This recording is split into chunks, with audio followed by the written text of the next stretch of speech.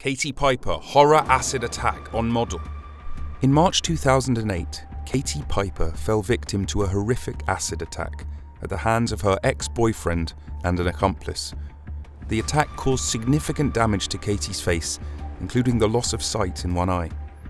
Katie underwent surgery to restore her face and vision and is now a successful writer, activist and television presenter. Katie Piper was born in Andover, Hampshire in 1983. Upon leaving school, Katie trained as a beautician, following her passion for beauty and fashion before beginning a career in modelling. Katie took part in various fashion, glamour and promotional shoots and even modelled for national newspapers. She also began work as a promotional model, meaning she would carry out publicity duties at live events, such as working as a ring card girl at martial arts fixtures. Katie also began a career as a television presenter, mainly working on web TV shows and on small digital television channels, such as the shopping channels. As her career developed, Katie moved out of her family home and lived with friends in North London. Katie met Daniel Lynch, a martial arts enthusiast, through Facebook. Lynch had been following Katie's career, and the two met in person in Reading, where Katie was working. Lynch had apparently become obsessed with Katie after seeing her on TV. Lynch was prone to violent mood swings and has been described as a complete Jekyll and Hyde character. The relationship became intense very quickly. Lynch was very affectionate, and whenever he wasn't with Katie, he was calling, texting or emailing her. However, the relationship soon took a horrific turn when 2 weeks into dating, the couple checked into a hotel in Bayswater following a meal out.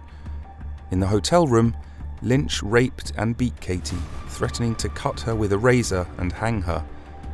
Lynch stabbed Katie in the arms several times, and Katie thought she was going to die that night. After 8 hours, they drove back to Katie's flat in London.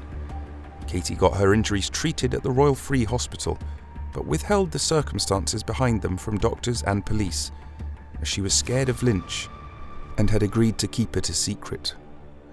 Traumatized, Katie stayed inside her apartment for a few days and called her best friend, Kay Little, for support. Little describes Katie as being petrified and in a whirlwind of not knowing what to do due to Lynch's violence and the threats he had made to kill her if she told anyone. Lynch bombarded Katie with numerous phone calls and apologies. After 3 days of harassment, on the 31st of March 2008, Lynch persuaded Katie to leave the safety of her flat and go to an internet cafe to read a message he had sent her on Facebook. Lynch promised Katie if she went to read the message, he would stop contacting her, and it would be the last time she'd speak to him. Unbeknownst to Katie, this was all a guise, and she was about to walk into a trap that would change her life. Katie made her way to the cafe while she was still on the phone to Lynch. Katie recalls Lynch asking her questions about what she was wearing and how she had her hair, which were odd things to ask.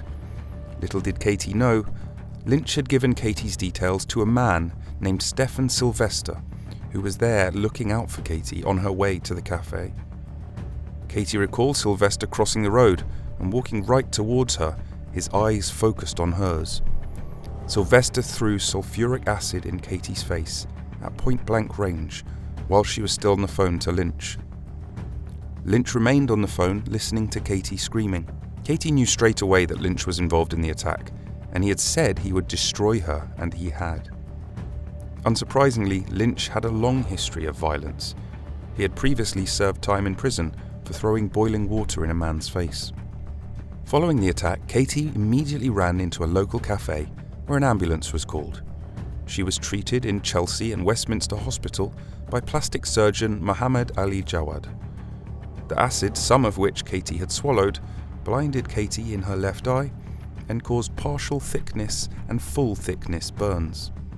Katie was put in an induced coma for 12 days. Surgeons had to completely remove the skin from her face and replace it with a skin substitute called Matriderm, which would build the foundations for a skin graft. This procedure was the first of its kind to be performed in a single operation. During her induced coma, Katie went through numerous surgical operations and had to wear a plastic face mask for 23 hours a day. The mask helped flatten the scars and retain moisture. Katie also received treatment at a clinic in southern France to break down scar tissue and prevent skin contraction. Following the attack, Katie moved out of her London flat and returned home to live with her parents and younger sister in Hampshire. The brutal attack was caught on CCTV, which led the investigation and enabled police to arrest Lynch and Sylvester. Some of the acid had sprayed back into Sylvester's face, leaving him with noticeable surface scars on his cheek. He also had acid burns on his hand. These scars linked him to the offence. Lynch was sentenced to life in prison at Wood Green Crown Court and ordered to serve a minimum of 16 years before being eligible for parole. Sylvester was also given a life sentence with a minimum of 6 years. The judge told the pair they represented the face of pure evil, and their plan was calculated and deliberate evil. Katie read an impact statement in court, which was harrowing. She said, "When the acid was thrown at me, it felt like I was burning in hell. It was an indescribable, unique, torturous pain." Katie went on to say, "I have lost my future, my career, my spirit, my body, my looks, my dignity. The list goes on. All I am left with is an empty shell. A part of me has died that will never come back. This is worse than death." What do you think of Lynch and Sylvester's sentences? Let me know in the comments below. In 2018, Sylvester was released on parole but was recalled to prison 13 months later as he was suspected of taking vehicles without consent. However, he was cleared of these offences and was able to go free again in 2020. According to the parole board, Sylvester no longer poses a significant threat. At the time of the offence, he was 19 years old. He was 30 years old at the time of the decision, and during his time in prison, his behaviour changed for the better. He actively avoided antisocial behaviour and violence, improved his education, and gained employment-related skills. Despite the traumatic attack and its ongoing physical and psychological effects, Katie has not let it get the best of her.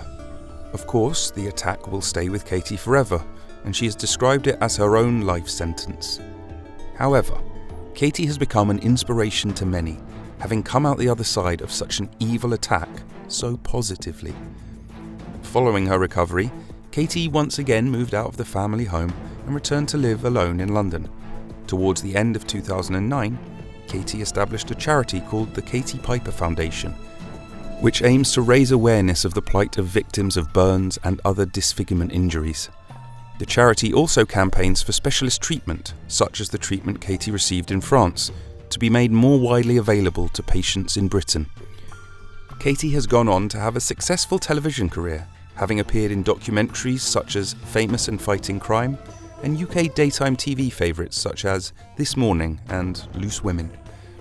In April 2017, Katie launched her own TV show called Face to Face, which features other acid attack survivors and people with skin conditions. In 2018, she toured the country with her theatre show What's in My Head to share her inspirational story. Katie has also written many books and was awarded an OBE in recognition of her services to charity and burns survivors. As of August 2022, Katie has her own breakfast TV show. As for her personal life, Katie is married to Richard Sutton and they have 2 children together. Since the attack, Katie, a former atheist, converted to Christianity. Katie has been and continues to be an inspiration to many people and has managed to go on to build a wonderful life.